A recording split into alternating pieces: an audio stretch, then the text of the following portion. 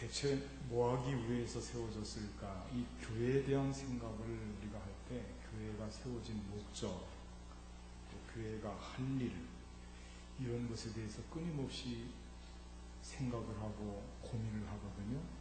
그런데 거기에는 답이 없는 것은 아닙니다.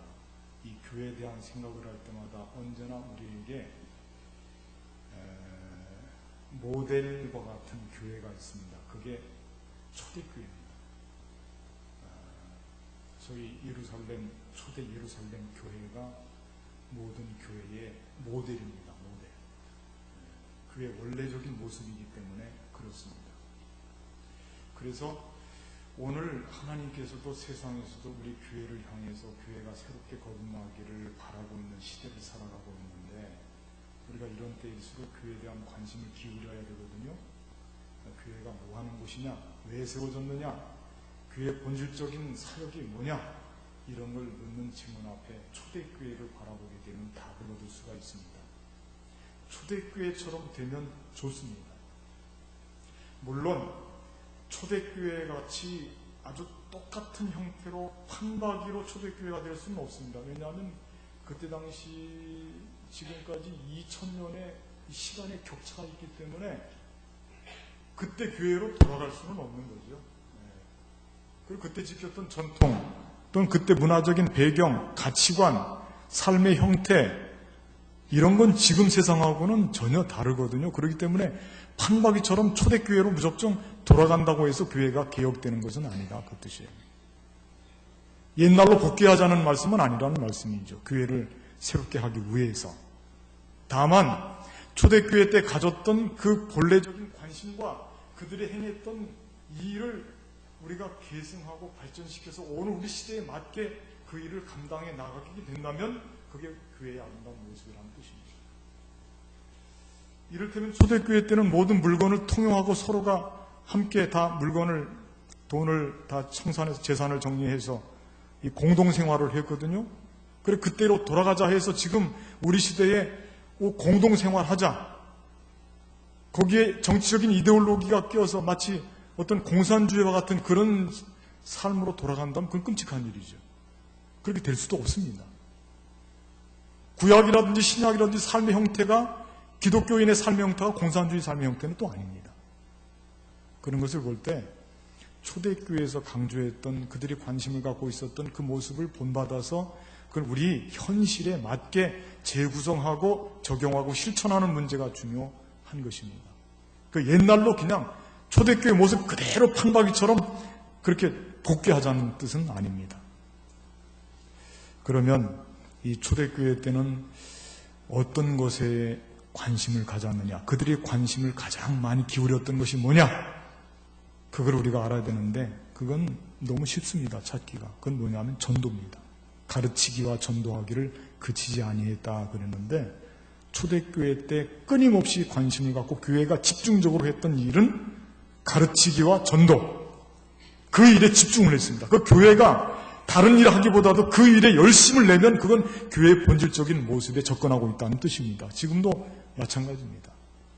교회 형태가 어떤 형태이든, 도시에 있든 농촌에 있든, 어떤 자리에서 어떻게 교회가 만들어졌든 그 각자의 배경이 있을 텐데, 전도하고 가르치는 일에 최선을 다하고 힘을 쓰게 되면 그 모습이 교회의 본질적인 모습이라고 하는 겁니다. 초대교회 때 그런 모습으로 교회가, 능력 있는 교회가 되었습니다. 초대교회 교인들은 예수님께서 그리스도가 된다고 하는 이 한 가지 사실을 끊임없이 그들 마음속에 새기면서 시간만 되면, 때만 되면, 그들이 기회만 찾아오면 계속 끝까지 집요하게 죽어도 놓지 않고 아주 거기 집중해서 거기에 매달렸습니다. 그것이 중요합니다. 그래서 오늘 우리 용산제일교회도 그런 모습으로 거듭난다고 하면 하나님께서 이 용산 지역에 우리 교회를 세운 하나님의 목적을 이루어드리는 교회가 될 줄로 믿습니다. 우리가 그렇게 나아가야 되는 것입니다. 오늘 요절 말씀을 같이 읽었는데 42절 말씀에 보니까 아주 중요한 말씀이, 한번 여러분들 같이 말씀 보시기 바랍니다. 거기서 찾아내야 될 게 있어서 그렇습니다.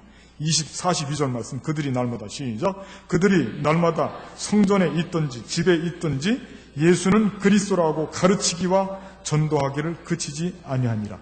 이 말씀 중요합니다. 지금 이 말씀을 여러분들이 읽으시면서 보시면 이 문법 공부를 좀 하겠는데 주어가 분명합니다. 그들이라고 하는 말이 나오는데 이 그들은 누구냐면 사도들입니다. 이 사도들은 교회를 대신하는 사람들이기 때문에 교회 전체와 관련시켜도 됩니다. 그러니까 교회가 가르치기와 전도하기를 그치지 않고 힘썼다, 그런 뜻이거든요. 그 교회는 가르치기와 전도하는 것이 교회다, 그런 뜻이거든요. 여기 하나 숨어 있는 게 있습니다. 그건 뭐냐면 목적어입니다. 목적어. 한번 말씀 보시기 바랍니다. 그들이, 이 주어인데 날마다 성전에 있든지 집에 있든지 예수는 그리스도라고 가르치고 예수는 그리스도라고 전도를 했는데 누구를 가르쳤단 말이냐? 누구를? 누구에게 가르쳤단 말이냐? 누구에게 전도했단 말이냐? 그게 빠져있죠. 그걸 찾는 일이 중요합니다. 왜냐하면 그것은 우리에게 아주 중요한 힌트가 되기 때문에 그렇습니다.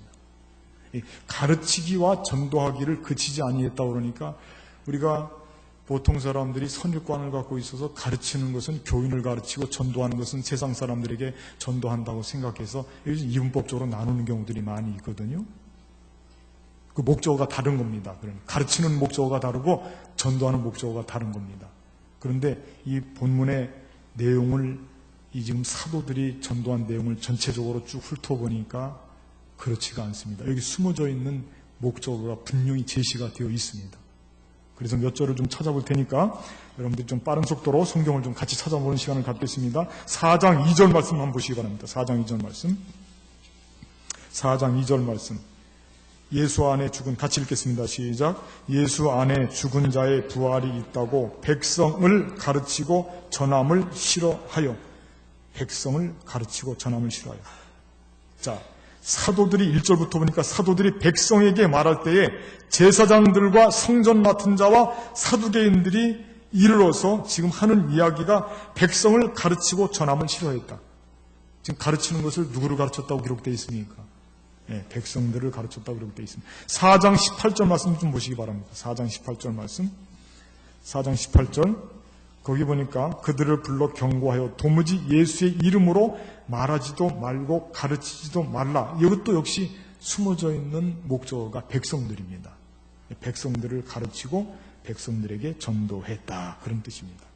5장으로 와서 5장 20절 말씀 보시기 바랍니다. 5장 20절. 주의 사자가 나타나서 사도들에게 전하는 말씀이거든요. 5장 20절 같이 한번 읽겠습니다. 시작. 가서 성전에 서서 이 생명의 말씀을 다 백성에게 말하라. 말하는 것도 가르치는 것, 전도하는 것 포함이 되어 있는 거죠. 주의 사자가 지금 전하는 거예요. 누구에게 말하고 가르치라고 전하는 거냐면 백성에게 하라는 뜻이에요. 그 다음에 5장 28절 말씀 보시기 바랍니다. 5장 28절 말씀. 거기 보니까 이르되 우리가 이 이름으로 사람을 가르치지 말라고. 자, 같이 28절 시작. 우리가 이 이름으로 사람을 가르치지 말라고 엄금하였으되 너희가 너희 가르침을 예루살렘에 가득하게 하니. 예루살렘에, 예, 아멘. 예루살렘에 이 가르침을 가득하게 했다. 예루살렘에. 자, 그럼 이제 고개를 들고 저랑 상의를 해봐야 됩니다.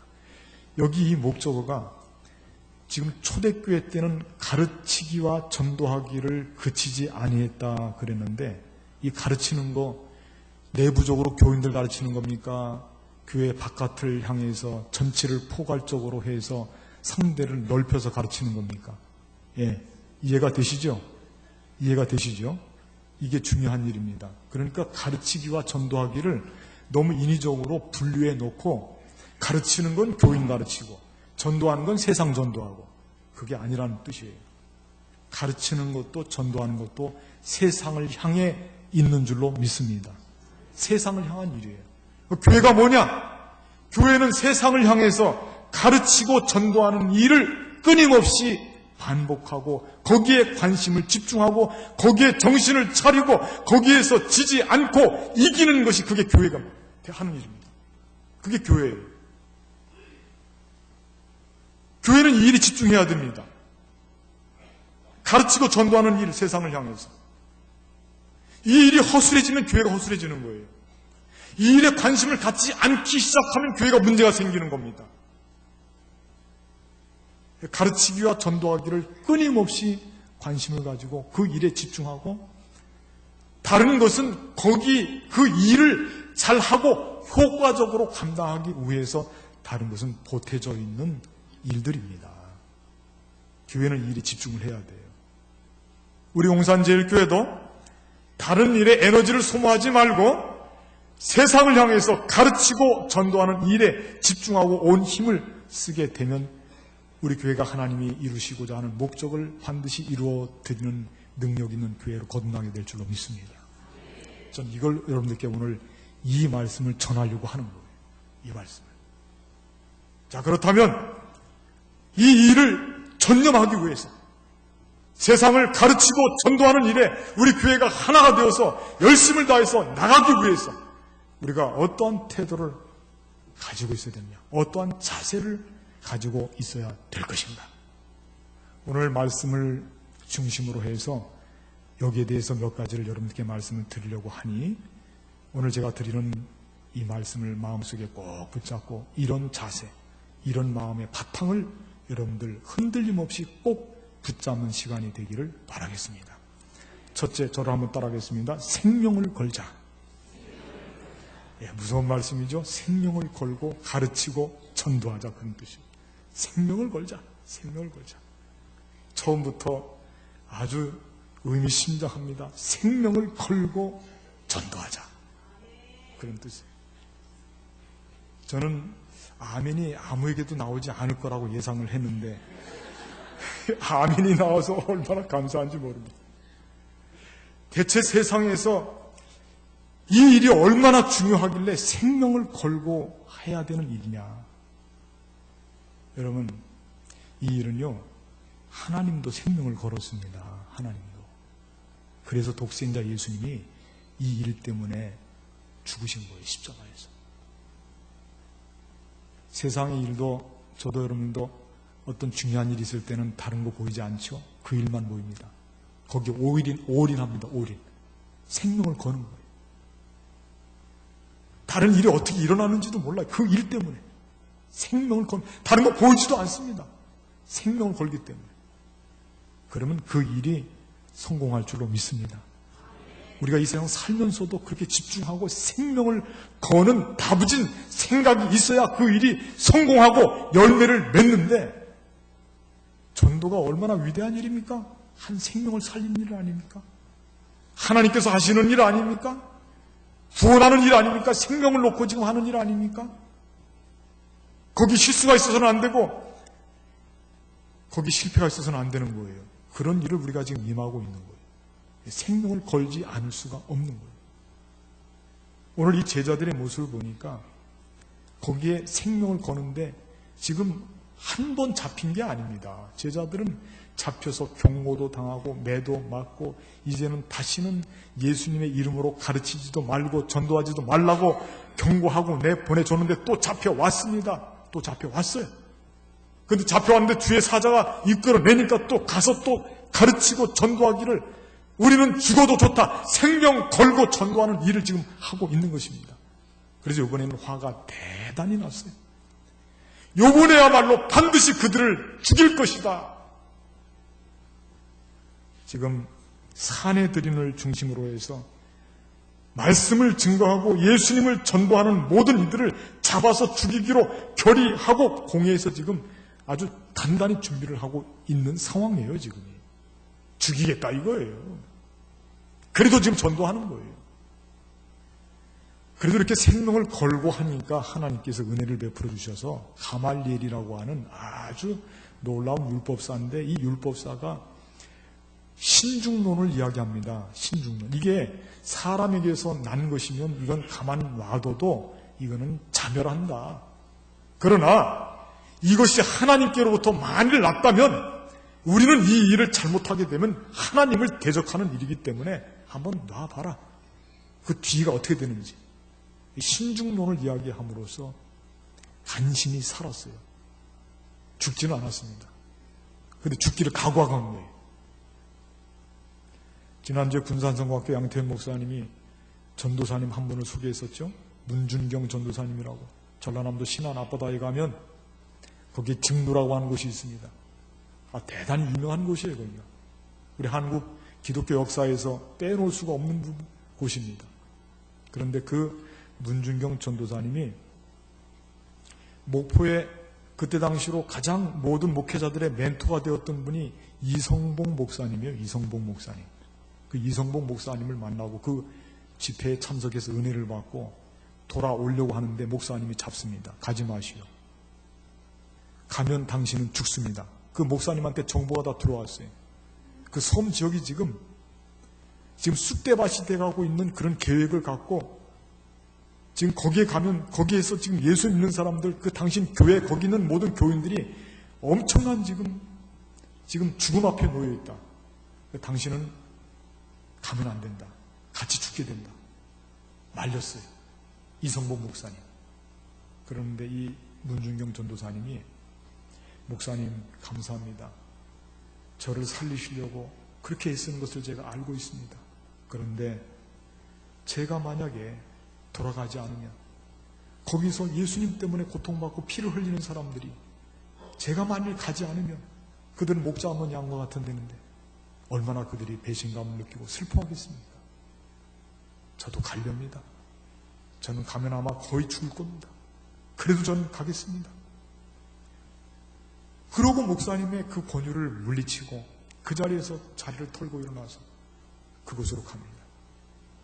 가자마자 붙잡혔어요. 그리고 거기 있던 모든 이 공산주의 청년들이 가리키면서 이 여자를 죽여야 된다. 이 여자를.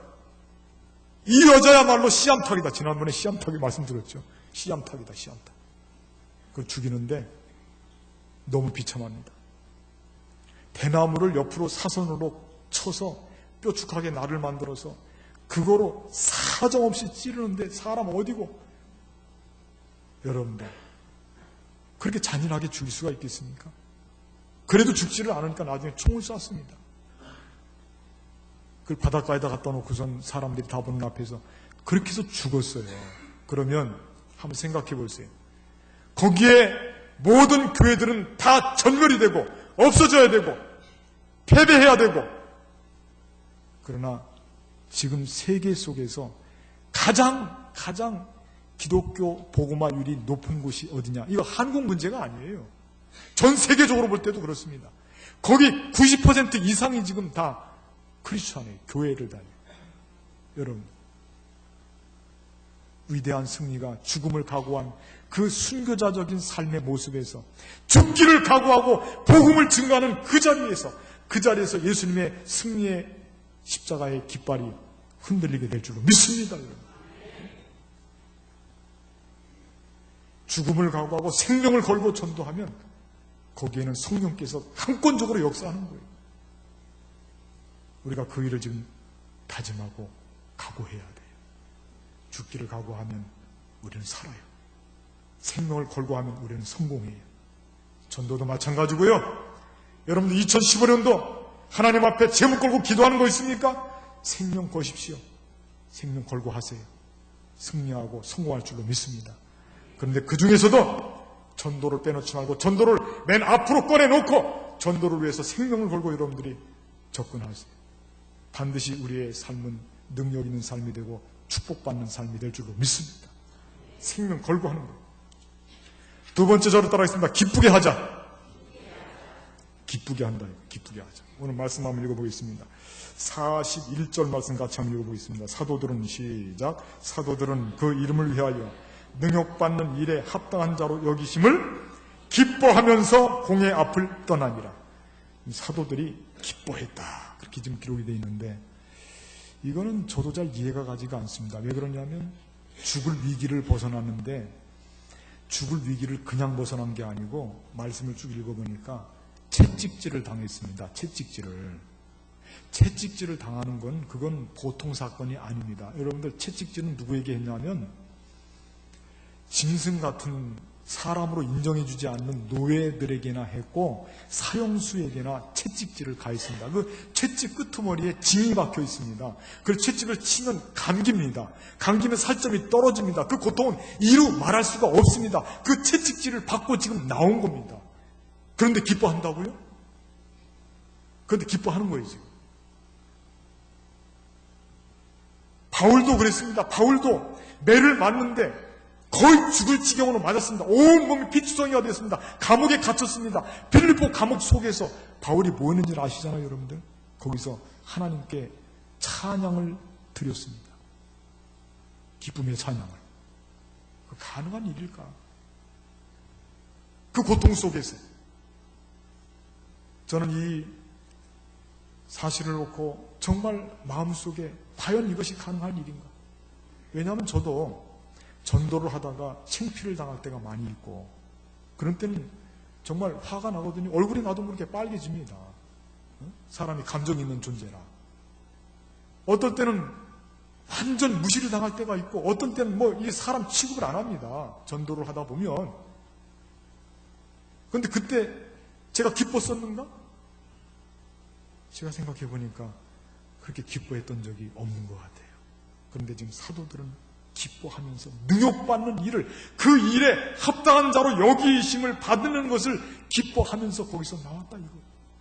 기뻐하면서. 이 사도들의 모습을 보면서 우리는 큰 도전을 받아야 됩니다. 우리들도 전도할 때 우리의 모습을 돌이켜보세요. 내가 시간 투자하는 거, 내가 물질 투자하는 거, 내가 관심 기울이는 거, 그거 너무 우리가 아깝게 생각하잖아요. 사람들하고 불편하게 전도 괜히 좋은 관계였는데 예수님 이야기 나오고 전도하니까 결국은 네가 나 전도하려고 그랬구나. 그러고 막 우리를 따돌리고 멀리하고 무슨 문제만 생기면 교회 다니는 것들 이런 식으로 우리를 몰아세우고 너무 가슴이 아프지 않습니까? 그런데 그런 상황 속에서 우리가 과연 기뻐할 수 있겠느냐? 참 어려운 문제예요. 그런데 초대교회는 그런 일조차 하늘에서 우리에게 예비하신 상급이라고 생각하고 기뻐했습니다. 기뻐했어요. 우리도 기뻐했으면 좋겠어요. 전도하다가 능력을 받으면 기뻐했으면 좋겠어요. 기뻐할 수 있겠습니까? 네. 저를 포함해서 우리 모두 전도하다가 능력 받으면 기뻐합시다. 기뻐해야 돼요. 정말 기뻐해야 돼요. 최춘선 할아버지 여러분들 잘 아시죠? 제가 가끔씩 소개합니다. 이분은 맨발의 전도자예요. 사람들이 그 차려입은 옷을 보고 거의가 다 노숙자 수준이기 때문에 참 저렇게 헐벗고 저 맨발로 딱하다고 생각해요. 그런데 그분의 사정을 나중에 알고 보니까 여러분들 놀랐습니다. 그분이 김포공항에서 저기 인천공항에 가는 그 근방의 모든 땅이 그분에게 물려주는 그 땅이 원래 그분의 땅이었대요. 그게 그렇게 부자였어요. 아들들이 다 성공했어요. 그 중에는 목사님도 있어요. 최바울 목사님이라고. 최춘선 할아버지도 원래 목사님이 됐어요. 이분도 목사님이에요. 그런데 맨발로 다니면서 복음을 증거하는 거예요. 그래 물어봅니다. 할아버지, 그 맨발로 다니면 겨울에 발이 시렵고 불편하지 않습니까? 좀 신발이나 신고 털신이나 신고 좀 전도는 하시지. 아니요. 나는 맨발로 이렇게 다닐 때마다 내 발이 시렵고 내 고통스러울 때마다 나는 십자가를 짊어지고 골고다 길을 맨발로 걸어가신 예수님 생각합니다. 나 예수님 고통당한 거 내가 이렇게 발로 함께 참여할 수 있어서 나는 기뻐요. 감사해요. 나 감사하다니까요. 그런 눈으로 나를 보지 마세요. 나는 감사해. 나는 기뻐서 하는 일이에요. 일생을 전도를 하고요. 그리고 그 일생을 마지막으로 마쳤는데 그는 지금 보통 묘지에 묻힌 게 아닙니다. 그는 애국지사입니다. 애국지사. 김구 선생님과 함께 나라를 지키기 위해서 열심으로 그는 일을 했던 애국지사로서 지금 애국지사 묘역에 그가 묻혀 있습니다. 그분이. 그런데 왜 그런 일을 했느냐? 기뻐서. 예수님과 함께 내가 고난에 동참할 수 있다면 이것은 하늘에서 나에게 주는 상급이다 생각하고 기뻐서, 여러분들 세상에서 주님을 위해서 핍박을 받으면 기뻐하고 즐거워하라. 하늘의 상이 크니라. 하늘의 상이 큰 거예요. 의를 위하여 핍박받는 자는 복이 있다고 말씀하셨습니다. 우리가 전도를 할 때 기쁨으로 참여해서 주님의 고통에 참여하고 전도하는 현장 속에서 기쁨을 누리게 되면 우리 용산제일교회는 우리도 모르는 사이에 교회다운 교회로 거듭나게 되고 아름다워지고 능력이 생기게 되고 교회에 속한 모든 성도님들의 삶에 놀라운 하나님의 능력과 활력이 넘치게 될 줄로 믿습니다. 여러분들, 우리가 하는 보통 일도 기쁨으로 해야 되겠지만은 전도는 더욱 큰 기쁨으로 임해 주시기를 바라겠습니다. 세 번째, 저를 따라하겠습니다. 그치지 말자. 간단합니다. 저는 이 말씀 그대로 전하는 겁니다. 기쁨으로 하자. 생명을 걸고 하자. 그 다음에 그치지 말자. 그치지 말자. 오늘 말씀 보니까 예수는 그리스도라고 가르치기와 전도하기를 그치지 아니하니라, 그렇게 기록이 되어 있습니다. 그치지 아니하니라. 전도를 하다가 중단하고 그런 일이 하지 않고, 전도는 우리가 끊임없이 계속해서, 전도는 우리 삶에서 결코 포기할 수 없는 것으로서 계속 진행이 돼야 됩니다. 내가 일을 하는 것 같이, 내가 살면서 모든 일을 하는 것 같이 전도는 계속 진행이 되는, 내 삶의 어떤 모든 부분에서 전도가 진행이 돼야 된다. 왜냐하면 전도는 하나님께서 예수님을 통해서 우리에게 베푸신 은혜를, 그 은혜를 갚는 최고의 일이기 때문에 전도는 중단할 수가 없어요. 그 다음에 전도는요, 생명을 구원하는 일이기 때문에 중단할 수가 없어요. 내가 전도를 하다가 전도를 하지 않으면 생명도 죽어간다니까요. 생명도. 그 생명이 죽어가는 것을 뻔히 보면서 우리가 중단할 수 있겠습니까? 그건 죄악 아닙니까? 지금 어떤 사람이 보이지 않는데 낭떠러지로 떨어지고 있는데 뒤에서 경고를 하고 소리를 치고 가서 붙잡아줘서 살려줘야, 그래야 그게 사람이 아닙니까? 전도는 중단하면 안 되는 거예요. 저는 예전에 전도 활동을 하면서 제가 이 교회에서 타협을 하고 전도를 중단해 본 적이 있는데, 저는 지금도 그게 제일 후회스럽습니다. 전도는 중단하는 순간 내 신앙의 생명은 멍들어가고, 그리고 우리의 삶은 내리막길로 가게 됩니다. 우리 삶 속에서 나의 신앙의 전성기가 언제다? 전도할 때가 신앙의 전성기인 줄로 믿습니다. 전도를 놓쳐서는 계속해서 붙잡고 있어요. 이야기 하나를 들려드리겠습니다. 주일 오후가 되면 언제나 전도를 최선을 다해서 하는 어떤 아빠가 있었는데, 이 아빠가 어느 날은 주일날 오후에 바깥에 억수같이 비가 내리니 몸도 고단하고, 그래서 오늘 하루는 조금 쉬어야 되겠다 하고 서재에서 물끄러미 가만히 앉아서 있는데, 그 옆에 아들이 11살짜리 아들이 다가와서, 아빠 오늘은 전도 안 하세요? 그래, 오늘은 비가 와서 몸도 고단하고. 그럼 아빠, 비가 오면 하나님은 구원하시는 거 그만하십니까? 그 말에 정신이 번쩍 들었어, 어린아이. 왜냐하면 어린아이는 늘 보이는 아빠의 모습은 주일날 오후가 되면 늘 전도를 했거든요. 그런데 비가 와서 전도를 안 한다? 그러더니 이 아이가 하는 이야기가 기특합니다. 아빠, 그러면요, 아빠는 고단하시니까 제가 대신 나갔다 올게요. 전도지 주세요. 그래서 그 아이가 대신 나가서 전도를 했어요. 다 전도지를 돌리는데 시간이 많이 걸려요. 우산 쓰고.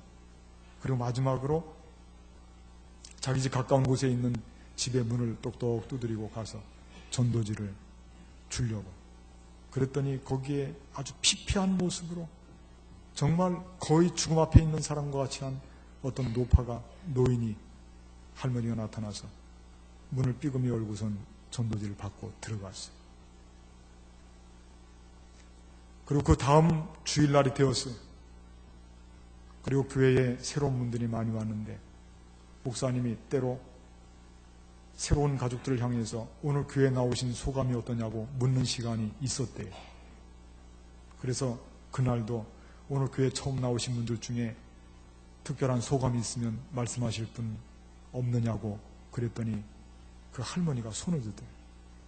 그러면서 목사님, 내가 오늘은 이 말씀을 꼭 드려야 될 것 같군요. 저는 지난 주일날 비가 올 때 제 마음이 너무 우울해서 저는 남편도 잃고 자식도 잃었습니다.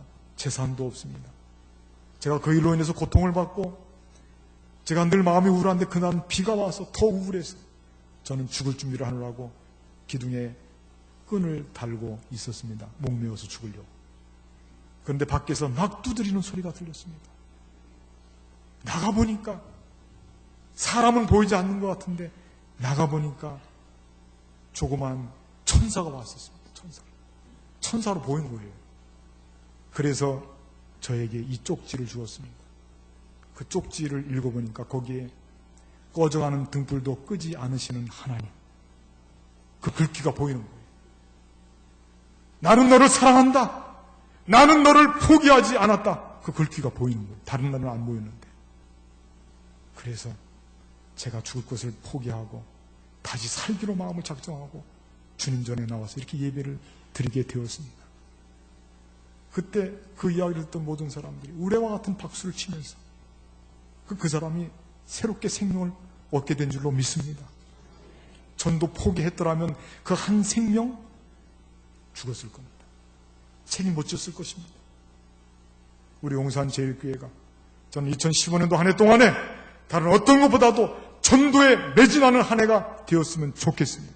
다른 쪽에 힘을 빼앗기지 말고 생명을 걸고 전도하고 생명을 걸고 기쁨으로 전도하고 전도를 중단하지 않고 계속해서 여기에 집중해서 전도하게 되면 하나님께서 기뻐하시고 우리 용산제일교회는 능력이 생기고 교회에 속한 모든 성도님들의 삶은 활력이 넘치고 우리가 하는 모든 일들도 전도하는 일에 거기에 능숙하게 배웠던 모든 삶의 태도를 우리 삶에 적용시켜서 우리의 모든 삶이 능력 있고 성공하는 삶이 될 줄로 믿습니다. 여러분들 전도하는 삶을 다부지게 여러분들이 훈련하시고 그 삶의 모습을 다른 삶에 적용시켜서 2015년도를 승리하면서 살아가시는 저와 여러분들이 되시기를 주님의 이름으로 간절히 부탁을 드리겠습니다.